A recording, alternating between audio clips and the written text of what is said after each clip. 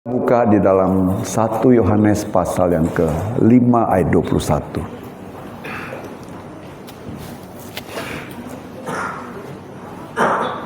Satu Yohanes pasal 5 ayat 21. Saya undang kita sama-sama berdiri, kita baru baca.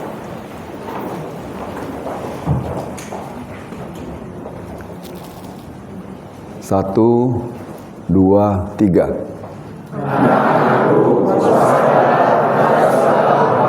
Kita tundukkan kepala. Bapa di surga, kami bersyukur buat pagi hari ini. Kembali kepada kami diperdengarkan firman. Biarlah firman-Mu menjadi benih yang tumbuh subur di ladang hati kami yang gembur, yang baik supaya berbuah, menghasilkan 100 kali ganda. Berkati dan urapi juga hamba-Mu untuk menjelaskan kebenaran firman-Mu. Terima kasih Bapa. Dalam nama Tuhan Yesus kami berdoa dan ucapkan syukur. Amin. Silakan duduk. Saya tanya dulu kepada Bapak Ibu, minggu lalu tema kita apa ya? Waspadailah penyesatan.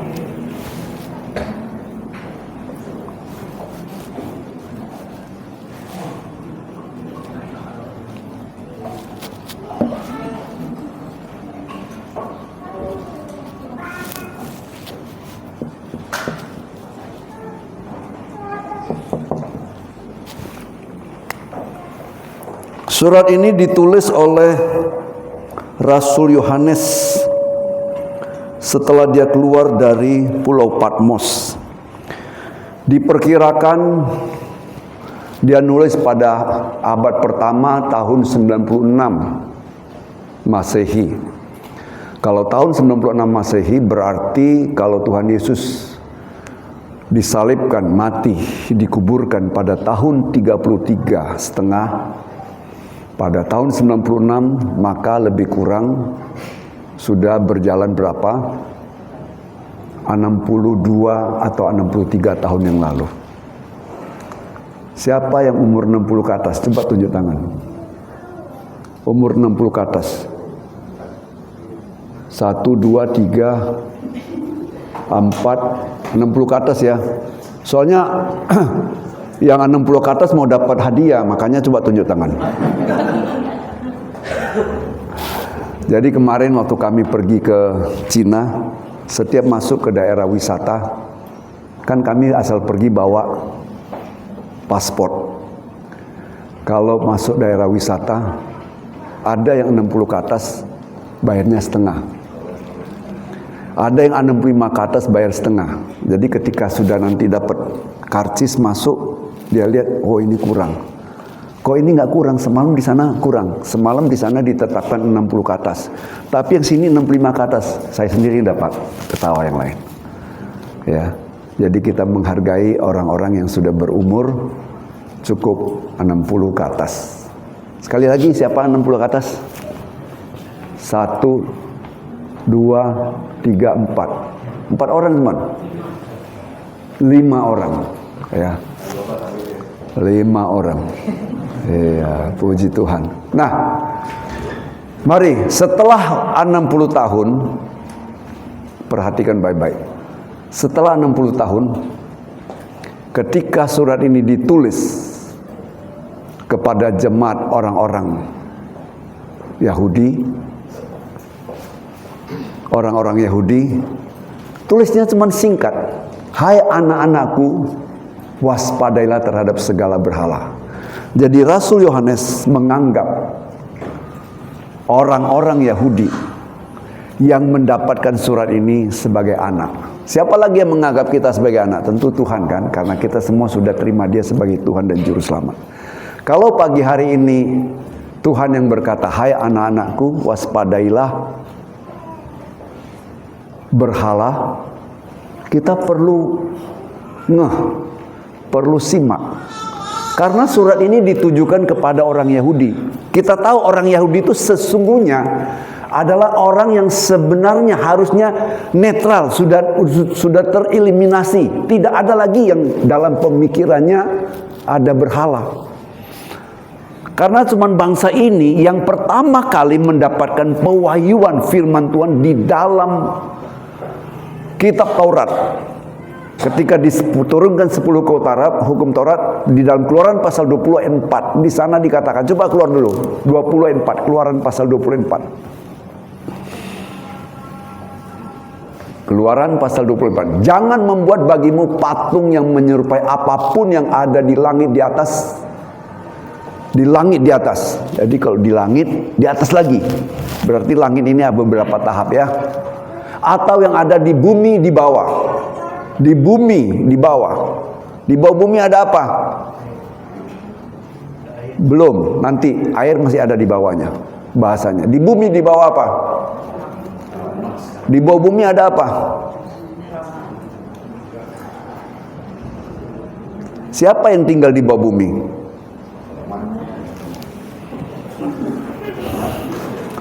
Sejenis cacing ya. Belut, cacing. Apalagi? Banyaklah. Baru di air, di bawah air. Jangan itu dijadikan berhala, artinya disembah. Ya, saya nggak tahu bangsa Niniwe setelah Yunus dimuntahkan dari ikan hiu, jangan-jangan ikan itu disembah sebagai berhala. Kan saya nggak tahu. Artinya melihat, wow, luar biasa. Sesuatu yang disembah itu pasti oleh orang itu dianggap sebagai Tuhan. Nanti di dalam Natal Bapak Ibu akan dengar mengapa orang Majus dia datang kepada Raja Herodes, katakan, kami datang untuk menyembah dia. Walaupun dia belum tahu. Walaupun yang ditemuin adalah bayi. Kan bingung kan, kok bayi kok disembah. Jadi dalam hatinya memang itu sudah Tuhan. Ya kan? Nah, kalau firman Tuhan ini dengan jelas, singkat, padat. Hai anak-anakku, waspadailah terhadap berhala. Artinya kita diminta waspada, minta jaga, berhati-hati, jangan terjadi dalam hidup kita ada berhala. Mungkin Bapak Ibu katakan, kalau patung saya nggak ada di rumah, ya. Kalau patung nggak ada. Tapi kalau kita ingat di dalam Matius pasal 6 ayat 24, tidak ada seorang pun dapat menyembah atau mengabdi kepada dua tuan, kepada Allah dan kepada Mammon. Nah, Mammon itu bukan dalam bentuk uang. Mungkin sekarang terjemahnya uang. Enggak, Mammon itu adalah suatu roh seperti uang, yang berfungsi seperti uang, yang sangat mengendalikan kita. Ya. Kalau dikatakan uang, aku nggak ada uang om, tapi emasku ada 2 kilo kusimpan. Ya kan? Kan bukan uang kan? Emas. Apalagi kalau ada surat berharga. Aku gak ada uang om, tapi sertifikatku menumpuk di rumah. Dia pikir ada sertifikat, wah amanlah hidupnya, nanti dijual kan berharga. Seperti orang kaya. Dia tumpuk semua. Hai jiwaku, bersenang-senanglah di dalam Lukas pasal 16. Bersenang-senanglah. Sudah tertimbun sekian banyak. Ya, tinggal makan ongkang-ongkang kaki dan lain sebagainya. Sampai lupa datang ke gereja. Hari ini saya umumkan minggu lalu bahwa hari ini ibadah sore nggak ada karena gereja kita dipakai oleh percetakan Erlangga, di mana semua pegawainya lebih kurang 40 orang. Kalau sama anak, sama istri, sama anak lebih kurang 100 orang nanti akan ibadah di sini dalam momen prenatal, ya. Percetakan Erlangga di Pekanbaru yang ada di Jalan Arengka. Saya umumkan yang ibadah sore supaya datang pagi. Saya perhatikan yang ibadah sore siapa, gitu. Ada yang nggak datang. Bisnis nggak bisa ditinggal, ya, nggak bisa ditinggal. Padahal nanti ditinggal. Coba kalau malam nanti diangkat Tuhan, bisnis itu dibawa atau ditinggal? Ditinggal. Tinggal kan? Nah, kita harus belajar bisa meninggalkan itu semua. Ya, saya beberapa kali ke US, anak-anak bilang, Papa, Harus adalah yang bisa berkhotbah dan lain sebagainya. Latih jemaat itu. Jangan tergantung kepada papa. Ya. Suatu saat kan papa harus tinggalkan itu juga. Kan gak selamanya papa harus menjadi gembala. Ya. Saya lihat-lihat, saya pantau-pantau siapa jemaat yang bisa saya percaya. Ya, kalau ibadah rumah tangga udah bisa, puji Tuhan. Ibadah Zoom pagi sudah ada, puji Tuhan. Tinggal saya mau latih lagi untuk ibadah rayon dan ibadah minggu. Memang kalau berdiri di sini dari organisasi GPDI, harus sekolah di GPDI, kalau tidak boleh melayani. Nggak boleh. Makanya ketika saya pergi ke Amerika dengan cukup waktu sekian lama, sempat terbersit di hati yang sejawat dengan saya. Coba perhatikan, tempat Pak Herman itu siapa sih yang melayani? Maksudnya, teman-teman sejawat yang ada di organisasi ini kok nggak pernah di sini gitu loh. Gitu. Dalam pemantauan, supaya tidak sembarangan menempatkan hamba Tuhan untuk melayani di sini kalau dari kacamata organisasi. Tapi saya mau katakan organisasi tidak menyelamatkan, yang menyelamatkan adalah Tuhan. Sepanjang firman Tuhan yang disampaikan saya setuju-setuju aja, tapi tentu juga harus memperhatikan orangnya. Ya, karena minggu lalu saya katakan waspadailah penyesatan. Sekarang banyak penyesatan. Mendengar firman Tuhan dari YouTube itu sudah dianggap benar dan itu dijadikan pedoman. Saya bertanya dulu, hamba Tuhan di YouTube itu pernah kenal Bapak Ibu enggak? Tahu enggak apa keperluan Bapak Ibu? Pernah doa untuk Bapak Ibu enggak? Kan tidak. Gembala setempat yang tahu. Nanti di akhir ayat ini saya akan tunjukkan satu ayat.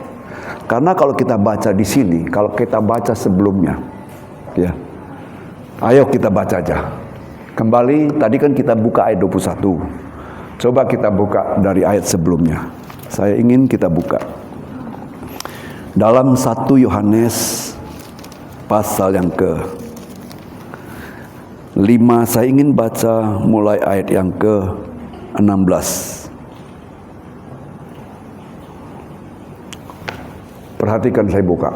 Kalau ada seorang melihat saudaranya berbuat dosa, yaitu dosa yang tidak mendatangkan maut, hendaklah ia berdoa kepada Allah dan Dia akan memberikan hidup kepadanya, yaitu mereka yang berbuat dosa yang tidak mendatangkan maut. Ini ada dosa yang tidak mendatangkan maut. Ada dosa yang mendatangkan maut, tentang itu tidak kukatakan bahwa ia harus berdoa. Kalau saya sebagai hamba Tuhan ada seorang yang berdosa yang memang mendatangkan maut, saya tahu firman Tuhan katakan tidak, saya katakan ia harus berdoa. Jadi kalau tidak berdoa tidak ada keharusan. Bukan begitu menurut firman Tuhan? Tapi nanti terakhir jawaban ini akan saya jawab terakhir, ayat terakhir. Nah, lanjut. Semua kejahatan adalah dosa, tetapi ada dosa yang tidak mendatangkan maut. Kita tahu bahwa setiap orang yang lahir dari Allah tidak berbuat dosa. Ini yang selalu terngiang-ngiang sama saya. Makanya pada waktu yang lalu, saya masih teringat ketika saya mau dibaptis umur 16 tahun di gembala saya, di penggembalaan di mana saya menjadi jemaat. Saya mau baptis, oh iya tanggal berapa? Tanggal sekian, oh iya boleh, mari hari Minggu kita baptis. Yang mau baptis maju ke depan. Tidak dikasih pelajaran, tidak dikasih pengertian, tidak dikasih tahu. Sebagai orang Kristen harusnya bagaimana? Setelah dibaptis, sama dengan hidup tidak dibaptis. Ya, sama. Sehingga tahun lalu ketika ada remaja-remaja yang saya tanya, kamu umur berapa, kamu berapa, saya tunda. Saya tunda pembaptisan itu. Saya mau yang sudah betul-betul memahami betul. Karena di sini kita tahu bahwa setiap orang yang lahir dari Allah tidak berbuat dosa. Artinya kalau kita sudah dilahirkan kembali lewat air, lewat roh, harusnya sudah tidak berbuat dosa lagi. Tetapi dia yang lahir dari Allah, dia yang lahir dari Allah melindunginya. Dan si jahat tidak dapat menjamahnya. Ya, si jahat tidak dapat menjamahnya. Ini ayat tersendiri nanti saya sampaikan lagi. Ayat 19. Kita tahu bahwa kita berasal dari Allah dan seluruh dunia berada di bawah kuasa si jahat. Kita semua berasal dari Allah karena kita telah dilahirkan kembali dari benih firman Tuhan. Yakobus 1 ayat 23. Terus, akan tetapi kita tahu bahwa anak Allah telah datang dan telah mengaruniakan pengertian kepada kita supaya kita mengenal yang benar. Surat Yohanes ini ditulis karena pada waktu itu beredar satu pemahaman gnostik. Gnostik itu mengatakan begini, Yesus sesungguhnya bukan Allah, tapi dia manusia rohani. Benar bahwa hal rohani lebih diutamakan jasmani, hal rohani lebih diutamakan dari hal-hal material. Tapi mereka menganggap bahwa Yesus itu sesungguhnya bukan anak Allah, tapi manusia rohani. Manusia rohani yang pergi ke bertapa. Setelah bertapa sekian lama, diagung-agungkan. Itu manusia rohani. Tapi ini bukan manusia. Makanya Yohanes perlu menulis surat ini kepada orang-orang Yahudi. Akan tetapi kita tahu bahwa anak Allah telah datang dan telah mengaruniakan pengertian kepada kita. Nah, anak Allah telah datang telah mengaruniakan pengertian kepada kita. Nah, oleh sebab itu tentang berhala itu kita harus punya pengertian. Bukan berhala itu kalau kita ada patung di rumah kita sembah-sembah itu berhala. Tidak. Tapi bagaimana berhala yang dimaksud untuk kita waspadai supaya kita jangan masuk ke ayat sebelumnya. Ayat sebelumnya kan katanya bahwa kalau kita sudah dilahirkan sesungguhnya kuasa kegelapan tidak bisa merampas kita. Atau kita buka dulu ayatnya. Yohanes pasal 10 ayat 27 dan 28. Nanti kita sambung ya. Domba-dombaku mendengarkan suaraku dan aku mengenal mereka dan mereka mengikuti aku. Kita adalah domba. Domba Allah, anak-anak Allah. Allah, Yesus adalah gembala agung kita. Kita domba. Nah, domba ini kan sering hilang kan? Domba ini lugu. Oke? Bisa hilang. Saking lugunya kadang-kadang jalan pun pluk masuk ke lubang. Tapi firman Tuhan katakan, domba-dombaku mendengarkan suaraku dan aku mengenal mereka dan mereka mengikut aku. Domba karena lugunya kadang-kadang bisa masuk lubang. Tapi gembala kan berjalan, harus mengikuti gembala. Ya kan? Coba Bapak Ibu, ya, kalau gandeng istri, jalan dengan mesra. Tapi ada wanita lain lewat, sangat mempersona. Ya kan? Memalingkan wajah ke sana. Oke? Di depan ada batu. Tersandung batu bata, jatuh. Karena apa? Karena kan memalingkan perhatian. Makanya kita harus perhatikan. Kalau dalam bahasa Inggris disebut perhatikan. Kalau domba yang sejati, dia pasti mengikuti gembalanya.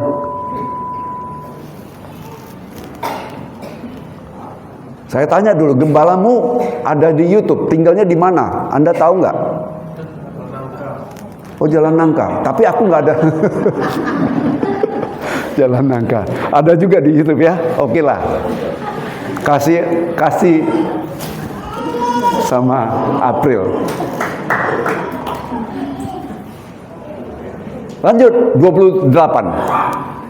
Dan aku memberi hidup yang kekal kepada mereka. Gembala agung Yesus memberi hidup kekal kepada domba-domba yang mendengar suara. Dan mereka pasti tidak akan binasa sampai selama-lamanya.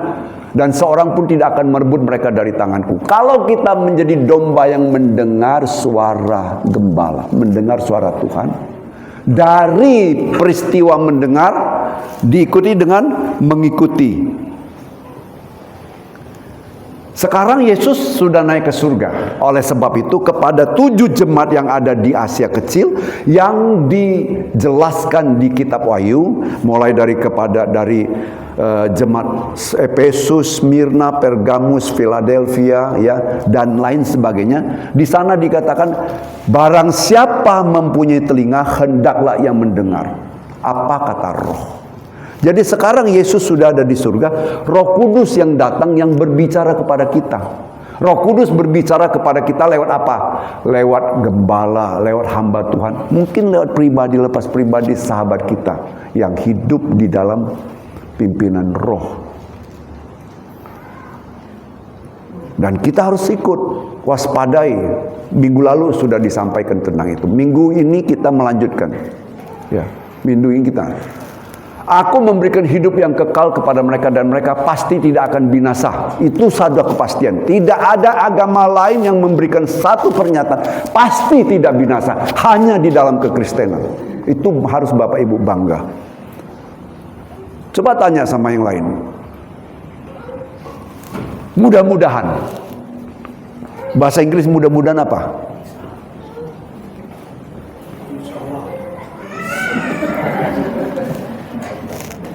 Ya, mudah-mudahan.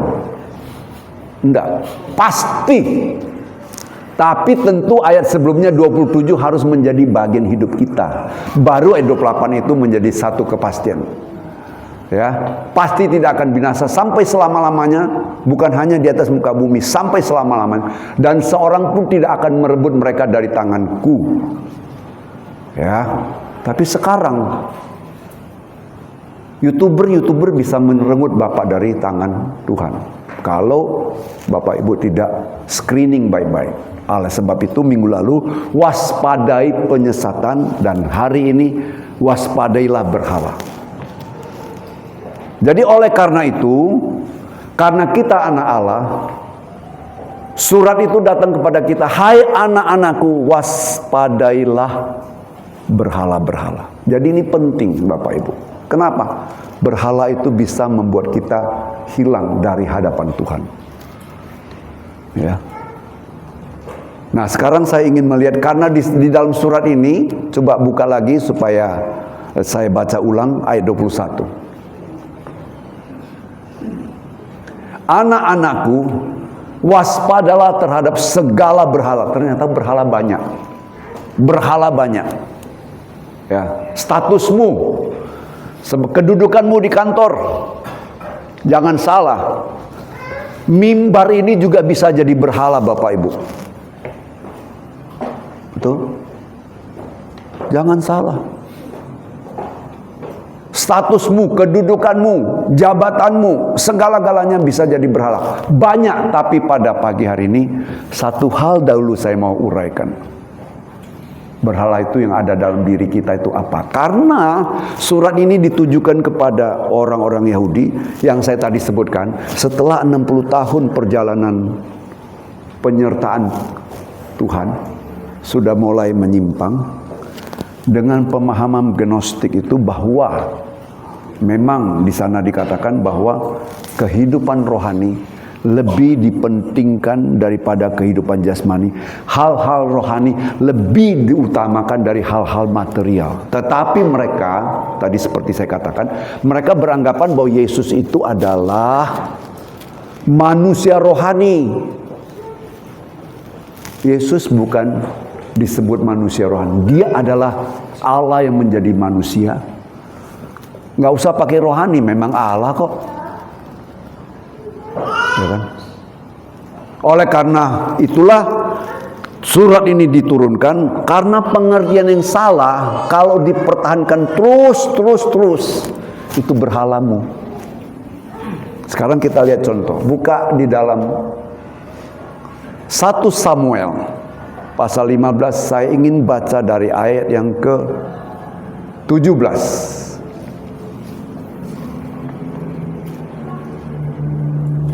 Oh, kalau gitu ayat sebelumnya lah, 14 coba.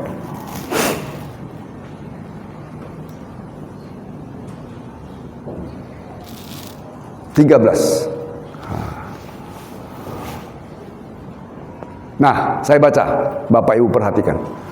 Ketika Samuel Nabi ya, ketika Samuel datang sampai kepada Saul, berkatalah Saul kepadanya. Ini dengan bangganya, diberkatilah kiranya engkau oleh Tuhan, aku telah melaksanakan firman Tuhan. Bangga toh? Bangga? Aku telah melaksanakan firman Tuhan. Sama seperti seorang pemuda terpelajar lari-lari kecil datang kepada Yesus. Yesus, apa yang harus kuperbuat supaya aku mendapatkan keselamatan kekal? Yesus katakan ini semua. Terus terakhir Yesus katakan, jual semua hartamu dan perhatikan orang-orang miskin. Dengan sedih dia lari, pergi menjauhi Yesus. Kira-kira begini, Saul itu bangga, aku semua sudah laksanakan. Ayat 14. Tetapi kata Samuel, kalau begitu apakah bunyi kambing domba yang sampai ke telingaku dan bunyi lembu-lembu yang kudengar itu? Jadi Allah berbicara kepada Samuel, firman yang harus disampaikan kepada Saul untuk menumpas bangsa Amalek. Ingat, bangsa Amaleklah yang pertama-tama menyerang bangsa Israel ketika mereka keluar dari Mesir menuju ke tanah perjanjian di dalam Keluaran pasal 17. Ya, sampai Musa harus berdiri di atas gunung dan kedua asistennya harus menopang tangannya dan berdoa sepanjang hari supaya ada kemenangan. Nah, itulah bangsa Amalek ditumpas. Jadi ini menghalangi untuk masuk ke tanah perjanjian. Pertanyaan saya, apa yang menjadi Amalekmu untuk mempertahankan, untuk menghalangi engkau masuk surga, untuk menghalangi engkau mendapatkan kerajaan Allah di bumi? Amalekmu apa? Jadi sekarang Allah perintahkan kepada Samuel untuk disampaikan kepada Saul, tumpas habis. Samuel persiapkan senjata, persiapkan pasukan, oke, pergi berperang. Habis, gak ada. Orang tua, anak, kakek, nenek, semua tumpas habis. Bahkan semua harta benda tidak boleh. Pergi berperang. Setelah pergi berperang, Samuel datang temuin dia dengan bangganya. Diberkatilah engkau, aku sudah mendengar, melaksanakan. Tadi bahasanya melaksanakan firman Tuhan. Terus kata Samuel, prank kamu, apa itu yang kudengar? Rupanya dia tidak membunuh satu Agag, raja bangsa Amalek. Juga tidak lembu sapi yang tambun, kambing domba yang tambun, semua diambil. Halo, zaman dahulu perkataan seorang raja adalah hukum. Kalau raja katakan tumpas habis, nggak boleh simpan, karena itu melanggar perkataan daripada raja, artinya melanggar hukum. Nah, buktinya kalau Samuel tidak menyetujui, tidak mungkin rakyat itu berani simpan kambing domba yang tambun-tambun untuk dengan alasan dipersembahkan kepada Tuhan. Kita baca lebih lanjut. Ya, 15. Jawab Saul, semuanya itu dibawa daripada orang Amalek sebab rakyat. Nah, ini dia mengkambing hitamkan. Mungkin banyak kambing hitam yang dia domba-domba itu yang mungkin yang dia simpan, ya. Bahasa Indonesia mengkambing hitamkan sebab rakyat menyelamatkan kambing domba dan lembu-lembu yang terbaik dengan maksud untuk mempersembahkan korban kepada Tuhan Allahmu, tetapi selebihnya telah kami tumpas. Alasan, kan alasan rohani kan, aku tidak datang melayani. Alasan rohaninya banyaklah. Aku tidak bisa memberikan persembahan, alasannya aku kan harus menjaga dan merawat orang tuaku. Itu alasan. Dan nanti kalau sampai banyak alasan. Terus kita baca lagi. 16. Lalu berkatalah Samuel kepada Saul, sudahlah. Prank bahasanya, sudahlah. Aku akan memberitahukan kepadamu apa yang difirmankan Tuhan kepadaku tadi malam. Jadi Samuel sebelum ketemu sama Saul, Tuhan sudah ngomong sama dia, aku menolak dia itu nggak taat, bebal, kepala batu, gitu. Kata Saul kepadanya, katakanlah. Ayat 17. Sesudah itu berkatalah Samuel, bukankah engkau walaupun engkau kecil pada pemandanganmu sendiri, telah menjadi kepala atas suku-suku Israel? Dan bukankah Tuhan telah mengurapi engkau menjadi raja atas Israel? 18. Tuhan telah menyuruh engkau pergi dengan pesan, pergilah, tumpaslah orang-orang berdosa itu, yakni orang Amalek, berperanglah melawan mereka sampai engkau membinasakan mereka. Lanjut 19. Mengapa engkau tidak mendengarkan suara Tuhan? Nah, ini cocok dengan Lukas 6:46. Kita stop dulu sini. Coba Lukas 6:46. Mengapa kamu berseru kepadaku, Tuhan, Tuhan, padahal kamu tidak melakukan apa yang kulakukan, yang kukatakan? Betul? Nah, lanjut ayat tadi. Mengapa engkau tidak mendengarkan suara Tuhan? Mengapa engkau mengambil jarahan dan melakukan apa yang jahat di mata Tuhan? Jadi ketika kita tidak taat itu, di mata Tuhan jahat, Bapak Ibu. Hati-hati. Bukan kita mencuri aja jahat. Ketika kita tidak mau mendengar, ya, minggu lalu salah satu penyesatan awal adalah karena cuek kepada firman Tuhan. Orang kaya dan Lazarus. Sekarang masuk lagi 20. Lalu kata Saul kepada Samuel, aku memang mendengarkan suara Tuhan dan mengikuti jalan yang telah disuruh Tuhan kepadaku, dan aku membawa Agag raja orang Amalek, tetapi orang Amalek itu sendiri telah kutumpas. Masih lagi berkelit. Memang kalau orang udah bebal itu, ya, nggak langsung ngaku. Kenapa? Allah, Tuhan sayang kepada Daud. Baru aja Nabi Nathan bilang tentang dia langsung bilang, benar, aku telah berdosa. Ini lain. Daud, raja setelah Saul, ketika dia berselingkuh sama Bathsheba, datang Nabi Nathan. Nathan bilang, kamu telah berselingkuh. Bahasa yang dipadatkan. Dia langsung ngomong, benar, aku telah bersalah. Itu yang disayang Tuhan. Memang kita nggak ada yang benar, tapi ketika kita menyadari kebenaran dan mau berubah dan kita mengakui, itu beda dengan orang yang berkelat-kelit. Ya. Kalau saya selalu ada pengerja saya di sini, saya katakan jangan coba-coba bohong sama saya ya, saya bilang. Karena kalau sekali berbohong pasti terjadi kedua kali karena menutupi yang pertama. Dua kali berbohong pasti ketiga karena tambah berat menutupi yang pertama dan kedua. 21. Tetapi rakyat mengambil dari jaran itu kambing domba dan lembu-lembu yang terbaik dari yang dikhususkan untuk ditumpas itu, untuk mempersembahkan korban kepada Tuhan Allahmu di Gilgal. 22. Perhatikan baik-baik. Tetapi jawab Samuel, apakah Tuhan itu berkenan kepada korban bakaran dan korban sembelian sama seperti kepada mendengarkan suara Tuhan? Tidak sejajar. Mempersembahkan korban dengan mendengar beda. Kenapa mempersembahkan korban itu Tuhan katakan itu nggak penting? Karena nanti Yesus sebagai anak domba Allah sudah dikorbankan untuk kita. Sesungguhnya mendengarkan lebih baik daripada korban sembelihan, memperhatikan lebih baik daripada lemak domba-domba jantan. Makanya kalau datang ibadah memperhatikan lebih baik. Saya mulai angkat jempol dengan pemuda ketika kalau ibadah mereka sepakat. Saya sampaikan firman Tuhan di sini. Sebelum mereka mulai ibadah, semua HP dikumpul sana. Mulai bagus. Mulai mudah-mudahan kebiasaan itu berlanjut. Ya. Sekarang jarang lihat orang bawa Alkitab. Kenapa? Ada HP. Tapi jangan salah, duduk.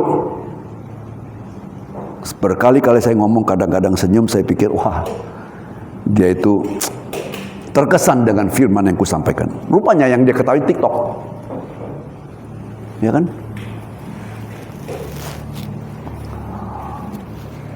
Jadi mendengarkan itu lebih daripada korban. Sesungguhnya mendengarkan lebih baik daripada korban sembelian, memperhatikan lebih baik daripada lemak domba jantan. Nah, kalau orang ngomong kita perhatikan. Jangan belum ngomong habis sudah potong. Perhatikan baik-baik, dengar baik-baik. itu memperhatikan. Ya. Kalau Bapak Ibu baca di dalam Amsal pasal 4, 20 sampai 22, bagaimana itu menjadi firman itu menjadi obat. Dengar, perhatikan ucapanku. Simak baik-baik, perhatikan. Kalau orang sudah perhatikan itu, udah dipandang, dilihat, masuk ke pikirannya, direnyah, dikunyah di hatinya, itu namanya memperhatikan dengan sungguh-sungguh. Ya, mau catat aja, nggak usah saya baca ya. 20 sampai 22 ya. Nah, kita lanjut basic lagi tadi 23. 1 Samuel 15:23. Sebab pendurhakan, pemberontakan, nolak untuk dengar, nolak untuk mau taat, sama seperti dosa bertenung. Yang Tuhan katakan tentang Saul itu terlaksana. Karena setelah Samuel meninggal, nanti baca di dalam 1 Samuel pasal 28, Saul pergi bertenung. Karena dia sudah terjepit, dia datang kepada seorang wanita penenung. Tolong munculkan Samuel kepadaku. Aku terjepit, aku mau mendengarkan apa yang kata Samuel. Dia sudah mati. Kata dia gini, karena waktu muncul Samuel, itu sebenarnya bukan Samuel. Waktu muncul Samuel, nanti baca di dalam 1 Samuel pasal 28, dia katakan, aku dalam kondisi terjepit. Karena Tuhan sudah tidak dengarkan aku. Doaku pun sudah tidak terjawab. Doaku pun sudah tidak manjur. Maka aku datang mencari engkau. Itu sudah terlambat. Ya. Makanya anak-anak, dengarkan nasihat orang tua. Nanti kalau orang tua sudah tidak ada, baru kamu teringat, menyesal di kemudian hari tidak ada gunanya. Mengapa anak-anak kita waktu remaja pemuda itu kadang-kadang degil dan bebal, susah dikasih tahu, belum merasakan. Tapi setelah punya anak, yang wanita-wanita sudah punya anak, tahu bahwa hamil itu menggendong bayi 9 bulan susah, lahir itu antara hidup dan mati, salah-salah bisa meninggal pada waktu melahirkan anak, baru dia merasakan, oh begitulah orang tua ya, dahulu ya. Bagaimana aku dilahirkan dan aku dibesarkan. Karena apa? Zaman sekarang 10 anak belum bisa merawat satu orang tua. Zaman sekarang, zaman dahulu karena KB, bukan KB program pemerintah, tapi KB karena keluarga besar. Satu ibu bisa memelihara 16 sampai 21. Saya pernah ketemu dengan seseorang yang saudara bersaudara 21 orang, satu ibu. Satu ibu bisa merawat 10 orang. 10 anak belum tentu bisa merawat satu orang tua. Halo. Perhatikan baik-baik.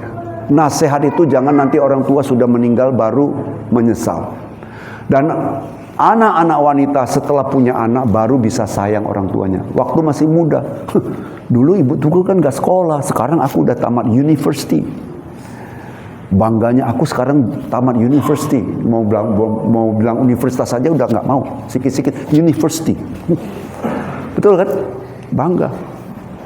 Tapi dia gak tahu orang tuanya mencangkul keringat dan sebagainya untuk menyekolahkan anaknya.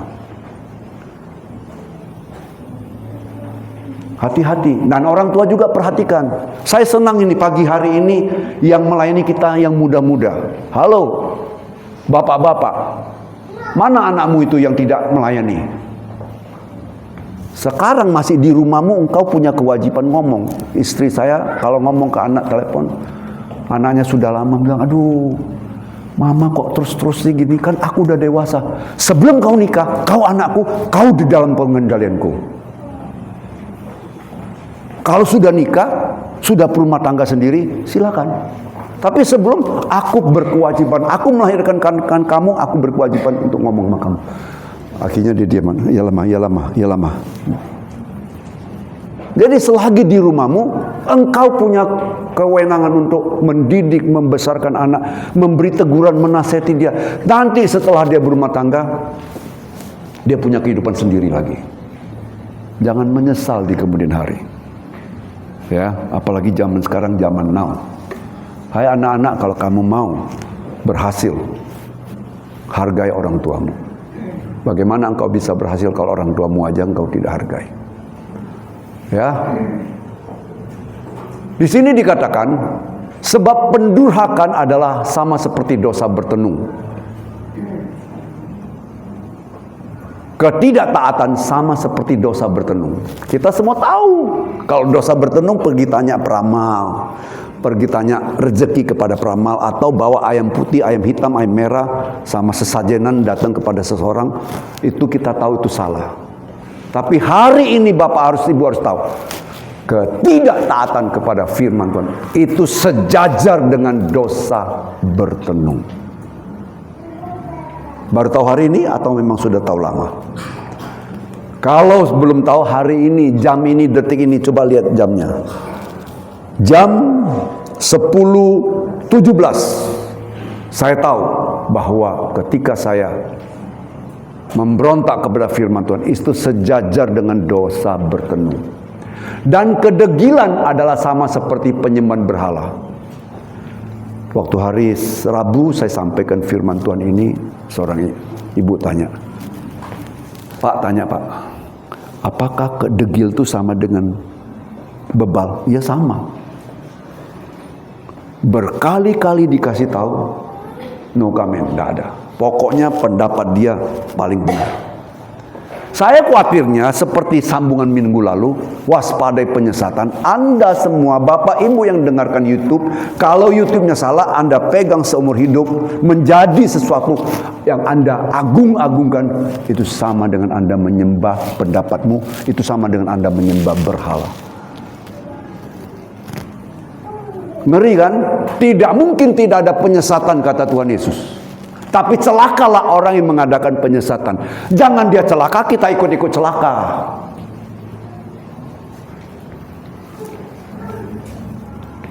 Bapak Ibu, saya sebagai gembalamu, saya bertanggung jawab terhadap pengajaran saya. Nanti suatu hari saya akan ditanya, apa yang kamu ajarkan? Kalau tidak benar, Bapak Ibu masuk surga, aku masuk neraka. Ya, jadi nggak main-main. Ya. Maka kalau saya selalu membawa firman Tuhan itu lama saya renungkan, ngeri. Yesus saja dia katakan, apa yang aku katakan bukan dari diriku sendiri, tapi apa yang aku dengar, apa yang diperintahkan oleh Bapa, itu yang aku katakan. Kalau mau seperti Yesus nyanyi, seperti Yesus, seperti Yesus, 3 hal. Seperti Yesus. Yesus seperti Allah dalam rupa. Yesus seperti Allah dalam perkataan. Yesus seperti Allah dalam tindakan. Kita mau disebut seperti orang tua. Saya seperti orang tua saya. Kalau dalam bentuk sama. Oh sama ya. Kalau dilihat ini persis bapaknya. Ya, oke. Tapi jangan mempermalukan Bapak. Wajah, penampilan, jalan persis Bapak, tapi kelakuannya macam setan. Apa yang malu? Betul? Betul.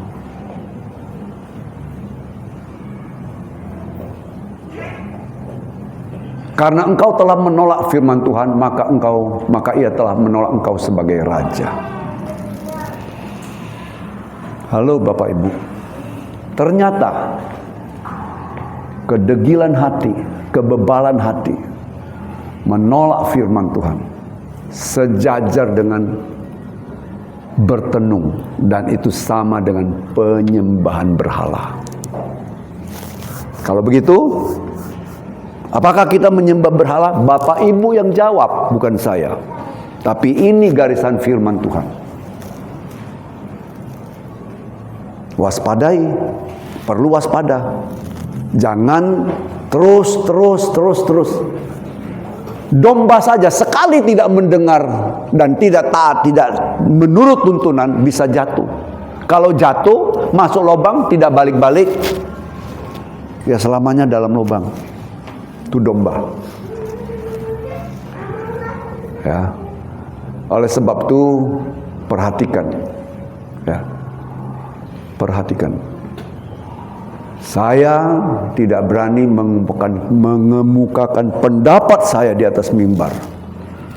Tapi saya kemukakan tentang firman Tuhan. Saya sampaikan tentang firman Tuhan. Kalau Anda Bapak Ibu mau terima dan mau lakukan, baca itu Amsal 13 ayat 13. Itu garansinya. Saya baca Amsal 13. Siapa meremehkan firman, ia akan menanggung akibatnya. Bukan saya. Bukan. Tetapi siapa taat kepada perintah, kepada hukum Taurat, kepada perintah Tuhan, akan menerima balasan. Apa engkau mau menanggung akibat atau engkau mau menerima balasan?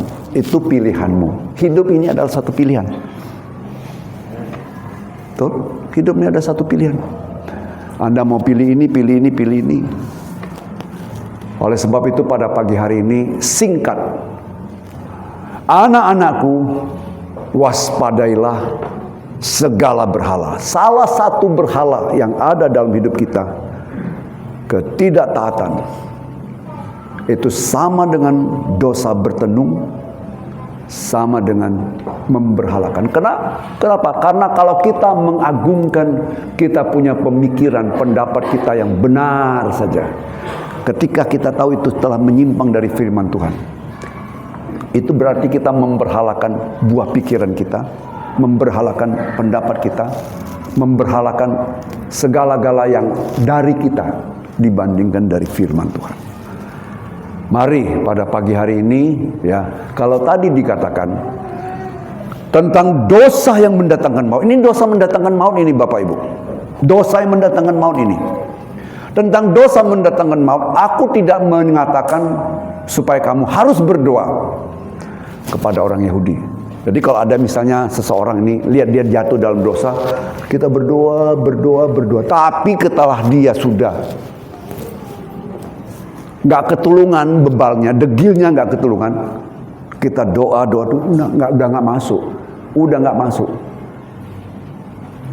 Makanya ada firman Tuhan katakan, ya, kita selamatkan jiwanya biarlah tubuhnya binasa. Ada juga yang begitu firman Tuhan.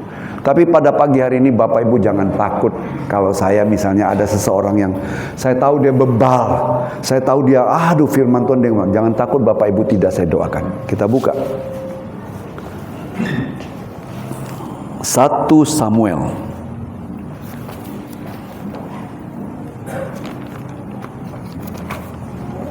pasal 13 saya kalau tidak salah ya.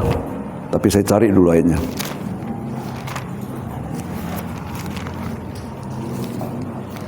Pasal 12 ayat 23. Nah, ini saya ngeri sama ini. Mengenai aku, ini Samuel nih katakan, mengenai aku, jauhlah daripadaku untuk berdosa kepada Tuhan dengan berhenti mendoakan kamu. Bagi saya, kalau saya sudah tidak mau mendoakan Bapak Ibu, saya berdosa. Dan aku mengajarkan kepadamu jalan yang baik dan lurus. Kalau aku berhenti mendoakan kamu, berhenti mengajarkan yang benar dan lurus, aku berdosa. Nanti jangan Bapak Ibu semua masuk surga, aku sendiri masuk neraka.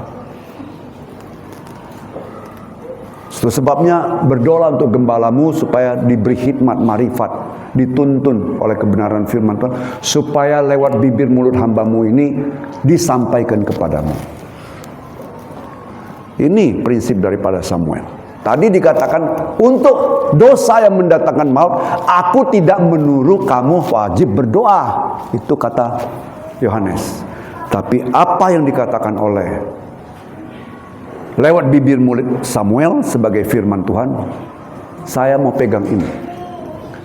Walaupun kalau saya tahu ada Bapak Ibu yang masih juga degil-degil dikit, belum keterlaluan, masih degil-degil dikit. Tentu saya nggak perlu ngomong. Masa misalnya kalau saya ngomong, oh yang degil itu April, kan salah saya. Kan saya nggak mau ngomong. Hatiku tahu, tapi bagiku tetap berdoa untuk dia. Biarlah Allah Roh Kudus berkarya, menjamah hatinya. Kalau cuma nyanyi, lembutkan hatiku ya Yesus, silakan nyanyi. Tapi minta kepada Tuhan Yehezkiel pasal 36 ayat 26. Coba kita minta, biar ini menjadi kerinduan kita semua. Yehezkiel 36 ayat 26 kita baca sebagai ayat penutup. Kalau ini benar-benar penutup, saya betul-betul tutup daripada nanti.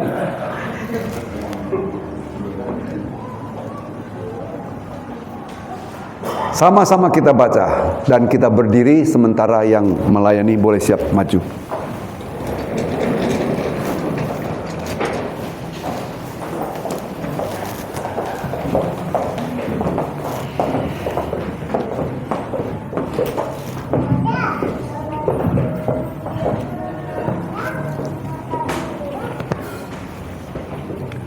Satu, dua, tiga.